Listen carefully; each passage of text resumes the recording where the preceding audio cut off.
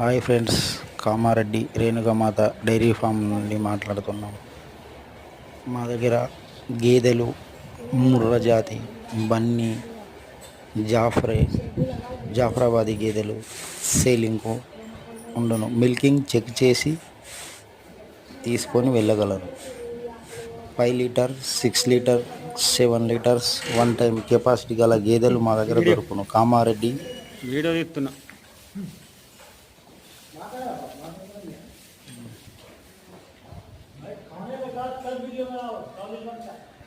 बात करते हैं।